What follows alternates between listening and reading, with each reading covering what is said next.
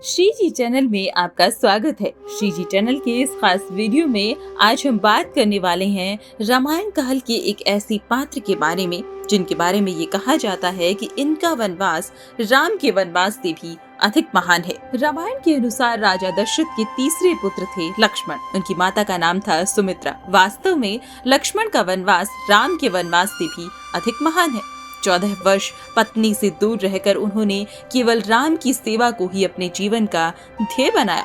लक्ष्मण के लिए राम ही उनके माता पिता, गुरु, भाई सब कुछ थे और उनकी आज्ञा का पालन ही उनका परमो धर्म था। लक्ष्मण की पत्नी उर्मिला के लिए कहा जाता है कि उन्होंने अखंड पतिव्रत धर्म को निभाया था। वाल्मीकि रामायण के अनुसार उर्मिला जनक नंदिनी सीता की छोटी बहन थी और सीता के विवाह के समय ही दशरथ और सुमित्रा के पुत्र लक्ष्मण को ब्याही गई थी।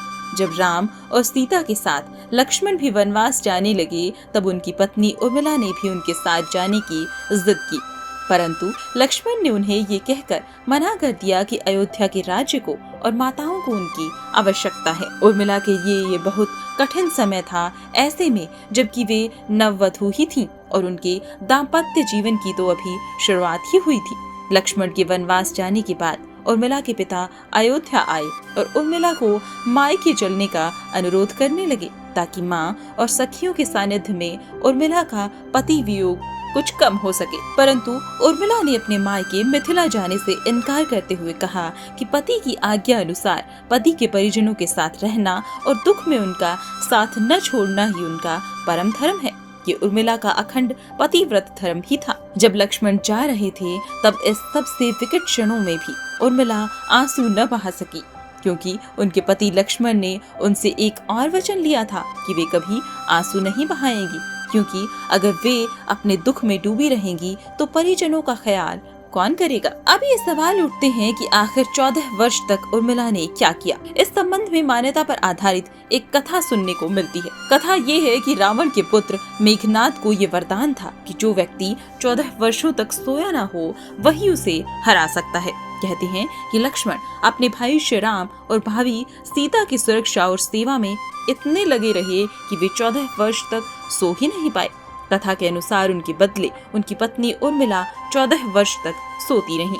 निद्रा देवी का जिक्र भी इसमें मिलता है। ये कथा भी किंवदंतियों पर आधारित है जिसका वर्णन रामचरितमानस में नहीं मिलता है, क्योंकि प्रभु श्री राम के राज्याभिषेक के समय लक्ष्मण जी उपस्थित थे। ये कथा इस प्रकार है कि रावण के वध के बाद श्री राम, सीता और लक्ष्मण वापस अयोध्या लौट आए और वहाँ प्रभु श्री राम की राज तिलक की तैयारियां होने लगी। उस समय लक्ष्मण जोर जोर से हंसने लगे। जब लक्ष्मण से इस हंसी का कारण पूछा तो उन्होंने जो कहा कि सारी उम्र उन्होंने इसी घड़ी का इंतजार किया कि मैं अब श्री राम का राज तिलक होते हुए देखूंगा, लेकिन अब उन्हें निद्रा देवी को दिया गया वचन भी पूरा करना होगा जो उन्होंने वनवास जाने के पहले दिया था। इस कथा के अनुसार वनवास की पहली रात में जब भगवान राम और देवी सीता कुटिया में विश्राम करने चले गए तो लक्ष्मण कुटिया के बाहर एक प्रहरी के रूप में पहरा दे रहे थे। तभी उनके पास निद्रा देवी प्रकट हुई थी। तब लक्ष्मण ने निद्रा देवी से ये वरदान मांगा था कि उन्हें 14 वर्षों तक के लिए निद्रा से मुक्त कर दें। तो निद्रा देवी ने उनकी इस इच्छा को स्वीकार करते हुए ये कहा था कि उनके हिस्से की निद्रा को किसी न किसी को तो लेना ही होगा। तब लक्ष्मण ने निद्रा देवी से विनती की थी कि उनके हिस्से की निद्रा को उनकी पत्नी उर्मिला को दे दिया जाए। निद्रा देवी ने उनकी ये बात एक शर्त पर मानी थी कि जैसे ही वे अयोध्या लौटेंगे उर्मिला की नींद टूट जाएगी और उन्हें सोना होगा। लक्ष्मण अब इसी बात पर हंस रहे थे कि अब उन्हें सोना होगा और वे राम का राज तिलक नहीं देख पाएंगे। कहते हैं कि उनके स्थान पर उर्मिला ने ये रस्म देखी थी। लक्ष्मण के उर्मिला से अंगद और चंद्रकेतु नाम के 2 पुत्र तथा सोमदा नाम की एक पुत्री उत्पन्न हुई। अंगद ने अंगदियापुरी तथा चंद्रकेतु ने चंद्रकांतापुरी की स्थापना की थी। अब आप सोच में पड़ गए होंगे कि निद्रा देवी के प्रभाव में आकर उर्मिला अगर 14 साल तक सोती रही तो सास और अन्य परिजनों की सेवा करने का लक्ष्मण को दिया हुआ उनका वादा कैसे पूरा हुआ। इसके संदर्भ में ये उत्तर है कि सीता माता ने अपना एक वरदान उर्मिला को दे दिया था। उस वरदान के अनुसार उर्मिला एक साथ 3 कार्य कर सकती थी। है ना हैरानी वाली बात। हालांकि रामायण के जानकार इस तरह की घटना से इनकार करते हैं। आज की इस वीडियो में हमने जाना कि किस तरह से राम के वनवास से भी महान लक्ष्मण के वनवास को बताया जाता है।